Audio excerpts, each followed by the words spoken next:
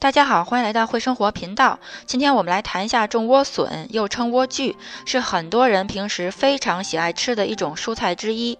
我们知道莴笋是一种喜冷凉的植物，它最适宜的生长温度是15到25摄氏度之间。如果长时间生长在30摄氏度以上的高温，那么它很快就会抽苔，茎叶呢变得坚硬，无法食用。那在气温温暖的地区，一年四季都可以种植莴笋的。在霜期较长、四季分明的地区呢，我们建议大家在春天或者秋天种莴笋。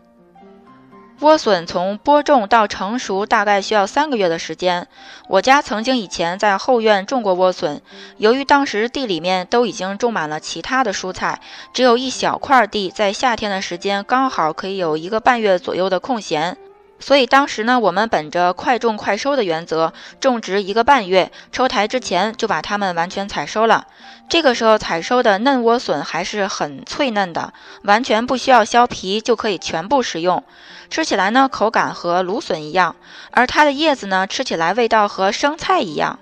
虽然我们实际操作了在炎热的季节中快种莴笋，但是理论上最好的播种时间还是在气温相对凉爽的季节。之前看过我们视频的朋友也了解，在寒冷初春的时节种什么菜的介绍，视频中我们推荐了莴笋。作为种菜博主，一定要以身作则，亲身实践。所以呢，今年我们打算在早春时节播种莴笋。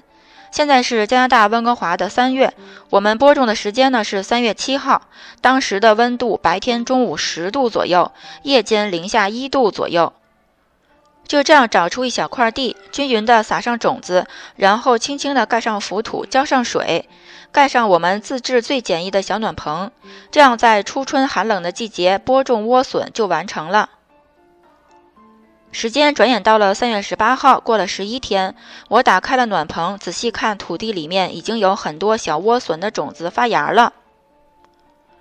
我们在冬末初春寒冷季节种菜的目的呢，就是将我们亲身种植的经验分享给各位，特别是新种菜的朋友。因为理论上介绍某种季节可以种哪些菜呢，和实际操作最终能否成功收获还是有很大区别的。比如受到天气的影响、温度的影响、病虫害的影响、土壤的影响、光照的影响、肥料的影响等等多方面的因素。